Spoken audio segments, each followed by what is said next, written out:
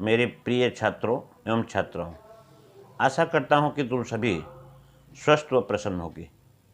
आज के इस वीडियो में मैं तुम्हें साहित्य सागर के पद्य भाग से सोहनलाल द्विवेदी द्वारा लिखित कविता वह जन्मभूमि मेरी पढ़ाने जा रहा हूं। कविता में तुम्हें कवि का परिचय, कविता का सार तथा कविता में आए हुए कुछ कठिन शब्दों को मैं तुम्हें बताऊंगा, उसका अर्थ भी बताऊंगा और व्याख्या करूंगा। सबसे पहले मैं तुम्हें वह जन्मभूमि मेरी कविता के कवि सोहनलाल द्विवेदी का संक्षिप्त जीवन परिचय बताना चाहता हूं।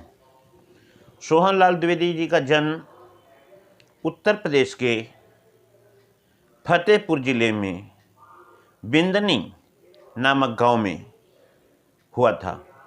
उनके पिताजी एक सामाजिक तथा धर्मनिष्ठ ब्राह्मण थे।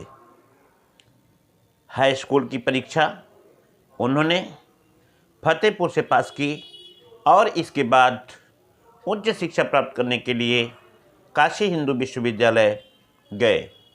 वहाँ पे उन्होंने एमए मास्टर ऑफ आर्ट्स तथा एलएलबी की परीक्षा पास कर अपने इस साहित्य सेवा के लिए एक विकल्प चुना। उनका समावेश उस समय पंडित मदन मोहन मालवीय से हुआ। उनकी विचारधाराएं सोहनलाल द्विवेदी जी को काफ़ी प्रभावित की। एलएलबी पास करके जब वह घर आए तो उनके बड़े भाई चाहते थे कि वह वकालत करके खूब पैसा कमाए, धनी व्यक्ति बने, पर उनका मन वकालत में नहीं लगता था। इसी समय राष्ट्रपिता महात्मा गांधी के साथ उनका संगम हुआ। महात्मा गांधी के विचारों से वह सहमत थे और उसी समय असहयोग आंदोलन चल रहा था। वह भी उसी असहयोग आंदोलन की ज्वाला में कूद पड़े और अपना पूर्ण सहयोग देकर के असहयोग आंदोलन को सफल बनाया। द्विवेदी जी अपनी वकालत राष्ट्रभक्ति के कारण, देश प्रेम के कारण छोड़ दिया और देश को आज़ाद करने के लिए सदैव तत्पर रहे। द्विवेदी जी की कविताओं पर राष्ट्रभक्ति की अमिट छाप है। यह छाप महात्मा गांधी के द्वारा उन्हें मिला था। महात्मा गांधी की देशभक्ति को देख करके उनमें देश के लिए कुछ कर गुजरने की ख्वाहिश हुई और इसी से प्रेरित होकर के उन्होंने अपने अनेक कविताओं में राष्ट्रभक्ति के गीत, देशभक्ति के गीत को गाया है। द्विवेदी जी इसके अलावा अनेक बालपयोगी कविताएं भी लिखी हैं, जैसे दूध का बताशा,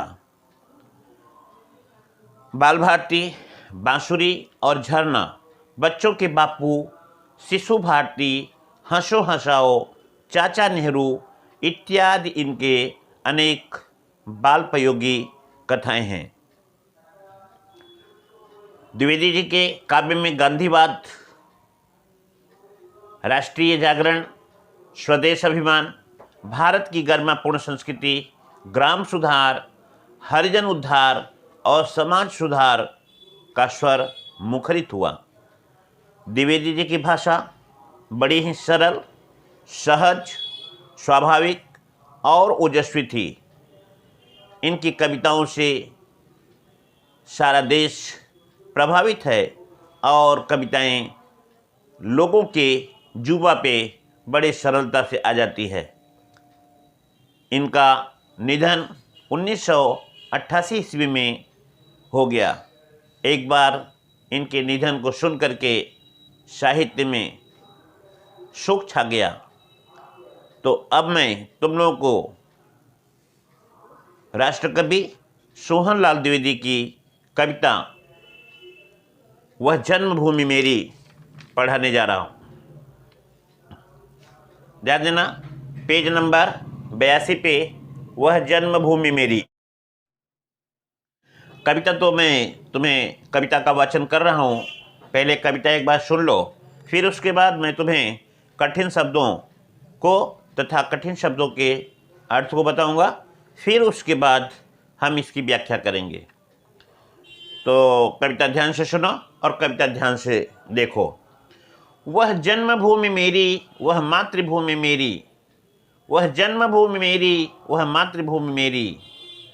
ऊंचा खड़ा हिमालय आकाश चूमता है, नीचे चरण तले परिणित सिंधु झूमता है।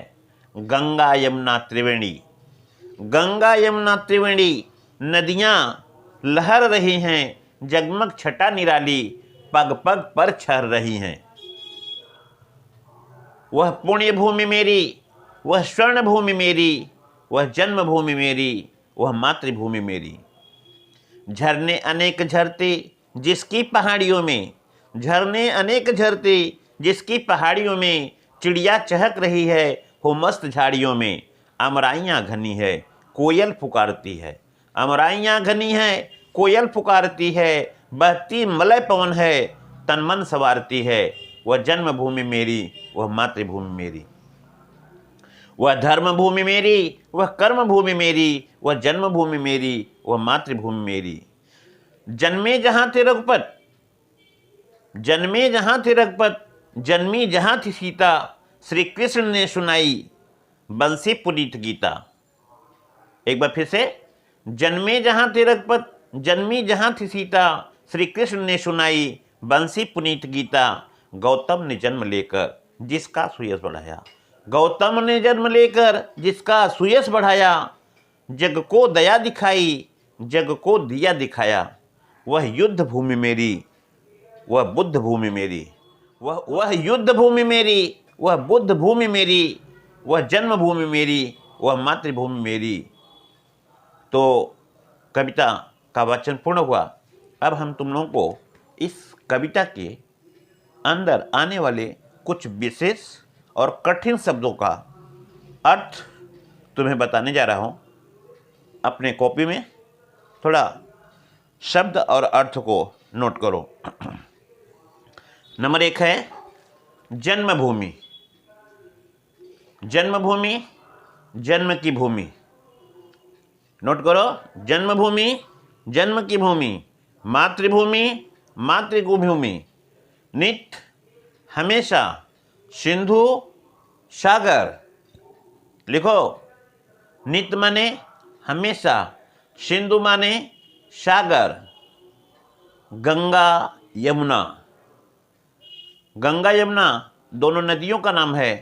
त्रिवेणी, त्रिवेणी किसे कहते हैं? 3 नदियों का जहाँ पे संगम होता है उसे त्रिवेणी कहते हैं।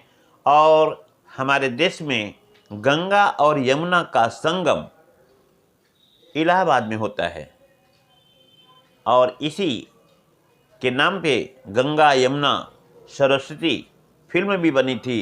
ऐसा माना जाता है कि गंगा यमुना के मिलने से सरस्वती नदी का पुनर्जन्म होता है, जबकि मेरे हिसाब से या भौगोलिक दृष्टि से ऐसा नहीं है।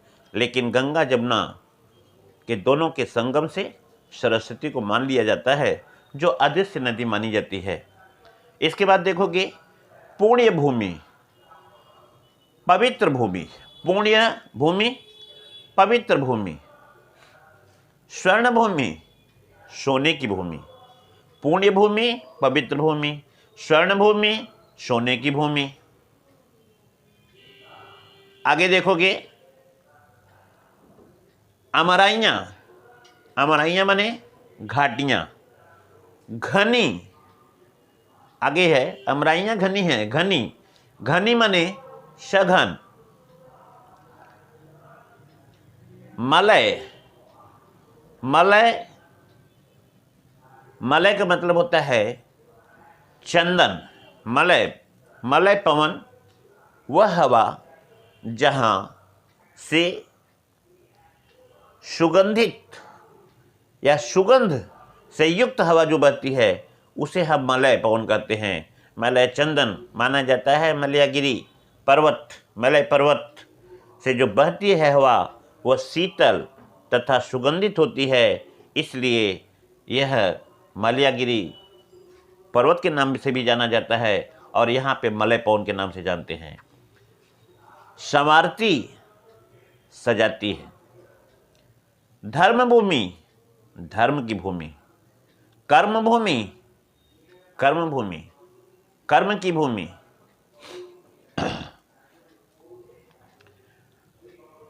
आगे देखोगे पुनीत, पवित्र, पुनीत, पवित्र। और उसी के थोड़ा सा आगे देखोगे सुयश, सुंदर यश। बाद बाकी तुम सभी को आता है। युद्ध भूमि माने युद्ध की भूमि, बुद्ध भूमि माने बुद्ध की भूमि, जन्मभूमि माने जन्म की भूमि, मातृभूमि माने मातृ की भूमि। तो इस तरह से कुछ कठिन शब्द थे, उन कठिन शब्दों का मैंने तुम्हें अर्थ बताया। इस तरह से मैं समझ रहा हूँ कि तुम सभी को यह कविता का वचन पसंद आया होगा और कविता के कठिन शब्दों के अर्थ भी तुम्हें समझ में आए होंगे। अब मैं तुम्हें एक एक पद का भावार्थ बताने चल रहा हूँ। पहला देखो, ध्यान देना। पहला कविता का पद है, वह जन्मभूमि मेरी, वह मातृभूमि मेरी, ऊंचा खड़ा हिमालय आकाश चूमता है, नीचे चरण तले परिणित सिंधु झूमता है, गंगा यमुना त्रिवेणी नदियां लहर रही हैं, जगमग छटा निराली पग पग पर छा रही हैं। प्रस्तुत कविता में कवि ने अपने जन्मभूमि मतलब भारतवर्ष की विशेषताओं का वर्णन किया है। भारतवर्ष के प्राकृतिक सौंदर्य का वर्णन करते हुए कहता है कि यह जन्मभूमि भारतवर्ष मेरा अत्यंत सुंदर है, निराली है, पवित्र है। प्रस्तुत पद में कवि ने इस तरह के ओजस्वी भाषा का प्रयोग करके अपने देश प्रेम, देशभक्ति, राष्ट्रभक्ति का महत्व बतलाया है। इसमें कवि की राष्ट्र भावना या देशभक्ति की भावना निहित लगती है। इसमें कवि ने जो कि बार बार भारत माता को अपनी मातृभूमि, जन्मभूमि बताया है, वह उसका सुंदर वर्णन इस तरह से कुछ करता है। कवि के अनुसार भारत माता हमारी बहुत ही सुंदर हैं, जो प्राकृतिक रूप से, प्राकृतिक सुंदरता से घिरी हुई हैं। माना जाता है कि यदि इस धरती पे कहीं स्वर्ग है तो कश्मीर में है। कश्मीर हमारे भारत का एक प्रदेश है जो हमारे भारत का सिरमौर कहलाता है। कवि के अनुसार भारत की प्राकृतिक सुंदरता में प्रकृति ने इसका काफ़ी सहयोग दिया है। भारत के उत्तरी भाग में जो हिमालय पर्वत स्थित है, वह हिमालय पर्वत मानो भारत माता का मुकुट है। इतना ही नहीं, भारत के दक्षिणी भाग में हिंद महासागर, जिसे हम इंडियन ओशियन के नाम से जानते हैं, यदि देखा जाए तो हिंद महासागर की लहरें भारत के दक्षिणी भाग को अर्थात उसके पैरों को सदैव अपने पवित्र जल से धोता रहता है। इस प्रकार से उत्तर में हिमालय इसका मुकुट और दक्षिण में हिंद महासागर इसके पैरों को धोता है। इसके अलावा गंगा, यमुना, सरस्वती, त्रिवेणी नदियाँ, यह हमारे भारत भूमि को उपजाऊ बनाती है। अपने पवित्र जल से मानव जीवन को तो जीवन देती ही है, साथ ही हमारे भारत भूमि को सींच करके इसे हरा भरा सुंदर बनाती है। इस तरह से गंगा, यमुना, सरस्वती नदियाँ यहाँ पे अपनी लहरों से सुंदरता में चार चांद लगाती है। इतना ही नहीं, अपनी मातृभूमि को कवि बड़े सुंदर ढंग से प्रस्तुत करते हुए कहता है, हमारी भारत माता जगमगाती हुई निराली शोभा दिखती है हर कदम पर, जैसे लग रहा है कि सुंदरता ही सुंदरता बिखर रहा है। इस तरह से हमारी मातृभूमि, हमारी जन्मभूमि प्राकृतिक सौंदर्यता से भरा हुआ है। इस तरह से हम कह सकते हैं कि कवि ने हिमालय पर्वत का नाम लेकर के, हिमालय पर्वत को मुकुट का दर्जा देकर के भारत की महानता को प्रकट किया है। दूसरा बात है, त्रिवेणी के माध्यम से गंगा, यमुना, सरस्वती नदियों की महानता और इन्हें पूज्य मान्यता के रूप में दर्शाया है। तीसरा, मातृभूमि शब्द का प्रयोग करके कवि ने अपने कविता में चार चांद लगाया है और यह दर्शाया है कि वह भारत भूमि से या अपने देश से अटूट प्रेम करता है। इस तरह से कवि की देशभक्ति की भावना, राष्ट्र प्रेम की भावना हमें स्पष्ट रूप से झलक रही है। अब हम कविता का दूसरा पद तुम्हें सुनाने जा रहा हूं। कविता का वाचन सुनो और उसके भावार्थ देखो। देखो ध्यान से, उसी के नीचे है, वह पुण्य भूमि मेरी, वह स्वर्ण भूमि मेरी, वह पुण्य भूमि मेरी, वह स्वर्ण भूमि मेरी, वह जन्मभूमि मेरी, वह मातृभूमि मेरी। झरने अनेक झरते जिसकी पहाड़ियों में, चिड़िया चहक रही है मस्त झाड़ियों में, अमराइयाँ घनी है, कोयल पुकारती है, बहती मलय पवन है, तनमन सवारती है, वह पुण्य भूमि मेरी, वह स्वर्ण भूमि मेरी। प्रस्तुत कविता में कवि ने भारत माता की सुंदरता का बड़ा ही सजीव चित्रण किया है। अपने देश की प्राकृतिक शोभा का अद्वितीय वर्णन कवि ने किया है। ऐसा लगता है कि जैसे विश्व में इस भारत भूमि की सुंदरता जैसी सुंदरता अन्यत्र कहीं दिखाई नहीं देती है, या ऐसा प्राकृतिक सौंदर्य अत्यंत ही दुर्लभ है। कवि भारत की प्राकृतिक सुंदरता का वर्णन करते हुए कहता है कि यह हमारा भूमि, भारत भूमि बहुत ही पवित्र है। यह हमारी मातृभूमि के समान है। जिस प्रकार से बच्चे को जन्म देने वाली माँ पवित्र होती है, उसी प्रकार से यह हमारी भारत भूमि बहुत ही पवित्र है। इतना ही नहीं, यह हमारी भारत माता स्वर्ण भूमि कहलाती है। यहाँ पे मानो सोने उगते हो, ऐसा पूर्व के अंग्रेजों ने, विदेशी शासकों ने कह करके इसके मान सम्मान को और बढ़ा दिया है अपने मुखों से, और इसके धन धान्य से ईर्ष्या करते हुए उन्होंने इसे अपने बलपूर्वक इसे लूटने का प्रयास किया है। फिर भी आज हम यदि देखें तो विभिन्न बहुत सारे देशों से यदि उनका मिलन किया जाए, यदि हम देखें तो हमारा भारत भूमि या हमारा भारत देश अन्य देशों से महान है। धन धान्य में आज भी वह दूसरों से अधिक संपन्न है। संपन्नता इस बात से पता चलता है कि सभी देश अपने लिए जीते हैं, लेकिन हमारा देश भारत दूसरों के लिए जीता है और दूसरों के लिए मरता है। हमारे देश के महान वैज्ञानिक, हमारे देश के भारतीय किसान, हमारे देश के महान महात्मा सभी ने दूसरों के उपकार में अपना सारा जीवन बिता दिया है।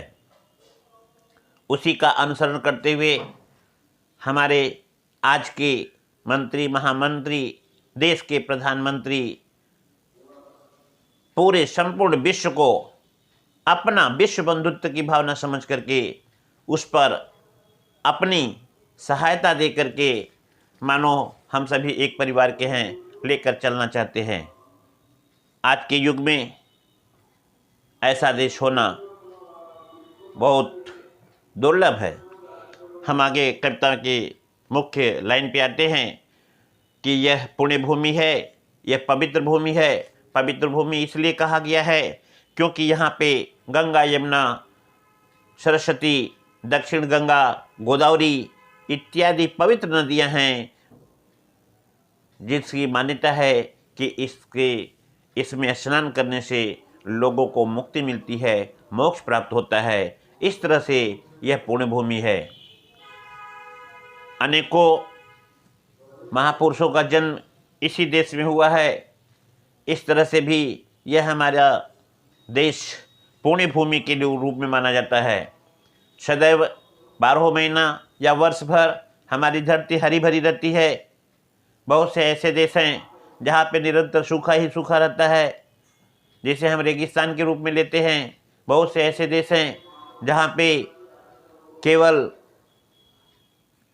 बर्फ ही है, बर्फ है, जैसे साइबेरिया का क्षेत्र है, उत्तरी ध्रुव, दक्षिणी ध्रुव है।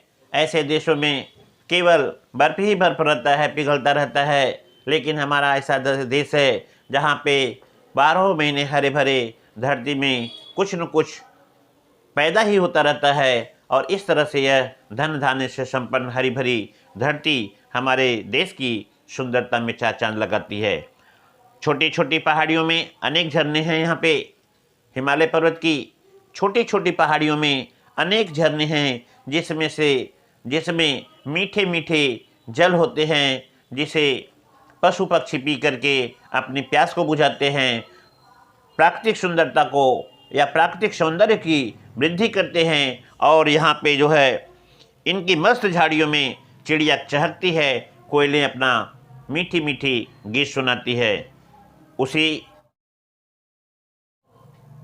उसी पर्वत से कहने का तात्पर्य वहीं पे स्थित मैले पर्वत से बहने वाली शीतल मंद तथा सुगंध से युक्त हवा हमारे देश को मिलती रहती है। इस तरह से यह भूमि प्राकृतिक सौंदर्यता का एक सजीव चित्रण देता हुआ हम सभी को यह बताता है कि हमारी धरती हरी भरी है, पुण्य भूमि है, धर्म भूमि है और यह स्वर्ण भूमि है।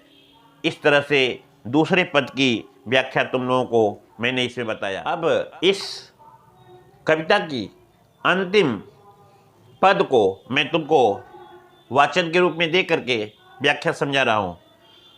वह धर्म भूमि मेरी, वह कर्म भूमि मेरी, वह जन्म भूमि मेरी, वह मातृभूमि मेरी। जन्मे जहाँ थे रघुपत, जन्मी जहाँ थी सीता, श्री कृष्ण ने सुनाई बंसी पुनीत गीता। गौतम ने जन्म लेकर जिसका सुयश बढ़ाया, जग को दया दिखाई, जग को दिया दिखाया। वह युद्ध भूमि मेरी, वह बुद्ध भूमि मेरी, वह जन्मभूमि मेरी, वह मातृभूमि मेरी।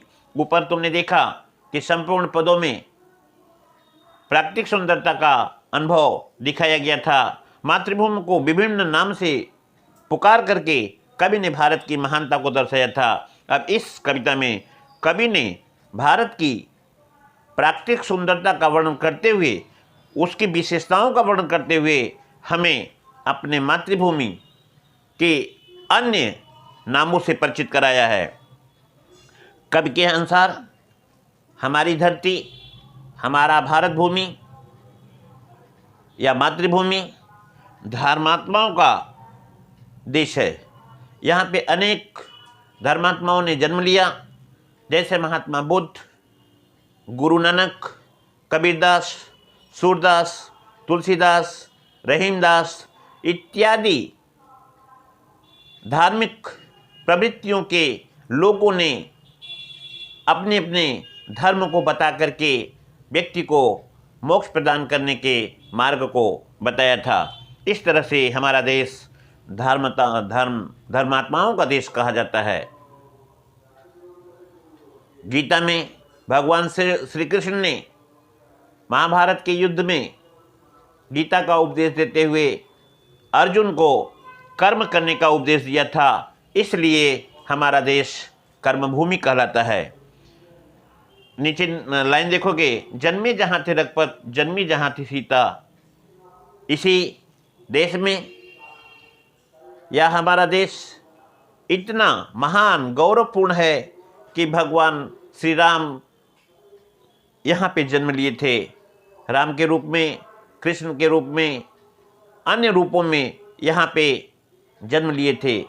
सीता, पार्वती, सती, अनसुईया, ये सभी देवी देवताओं ने यहाँ पे जन्म लेकर के हमारे देश को पुण्य भूमि बना दिया, धर्म भूमि बना दिया और हमारे देश की महानता में चार चांद लगाया। गौतम बुद्ध ने यहाँ पे जन्म लेकर के बौद्ध धर्म का उत्पत्ति की, बौद्ध धर्म की शिक्षा दी। आज बौद्ध धर्म को अनेक देशों में बड़े श्रद्धा से नमन किया जाता है, उसका पालन किया जाता है, उसके सीख पे लोग चलते हैं। चाहे नेपाल हो, चाहे चाइना हो, चाहे अन्य देश क्यों न हो, श्रीलंका हो, जहाँ पे महात्मा बुद्ध के द्वारा दिए गए उपदेशों का पालन होता है। हमारे देश में गौतम जैसे ऋषि ने जन्म लेकर के भारत माँ का सुंदर यश बढ़ाया है। उन्होंने अपने धर्म द्वारा पूरे विश्व को दया अर्थात दयालुता का पाठ पढ़ाया है। सभी जीवों पर दया करो की शिक्षा दी है। जीव चाहे छोटा हो चाहे बड़ा हो, सभी प्राणियों में ईश्वर का वास होता है। इसलिए हमें किसी भी जीव को सताना नहीं चाहिए। इस तरह से उन्होंने दयालुता का पाठ पढ़ाया और हमारे ज्ञान के मार्ग को आगे बढ़ाया है। इस प्रकार यह मेरी मातृभूमि भारत माता योद्धाओं की भूमि है, देवताओं की भूमि है, कर्म की भूमि है, मातृ की भूमि है, जन्मभूमि तो है ही। इस तरह से हमारा देश महान है। भारत को कर्मभूमि के द्वारा कवि ने मानव जीवन में कर्म करने का उपदेश दिया है। व्यक्ति को सदैव कर्मशील बनना चाहिए, सदैव कर्मवीर बनना चाहिए और अपने कर्तव्य का पालन करना चाहिए। भारत देवों की भूमि कह करके यह उदाहरण दिया है कि यहाँ पे राम, कृष्ण, महात्मा बुद्ध, नानक, सती, सावित्री, अनसुईया तथा पार्वती और सीता आदि देवियों ने जन्म लेकर के हमारे देश के मान सम्मान को बढ़ाया है। दया और प्रेम भावना भारत की विशालता और महानता का प्रेरक है। यह वही महत्वपूर्ण स्थान है जहाँ पे दया, प्रेम, क्षमा ही मुख्य पहचान है। इस तरह से हमारा देश भारतवर्ष एक महान देश के श्रेणी में आता है। आज पूरा विश्व हमारे देश के साथ मिल करके हमारे देश के सहयोग से आगे बढ़ने की कोशिश कर रहा है और भारत के इस विकल्प को चुन रहा है कि हम अपने को भारत के साथ मित्रता का व्यवहार करें और पूरे विश्व को एक बंधुत्व की भावना में बांध ले। बस मैं यहाँ पे आज इसका वाचन और व्याख्या को मैं विराम देता हूँ और तुम सभी को धन्यवाद देता हूँ।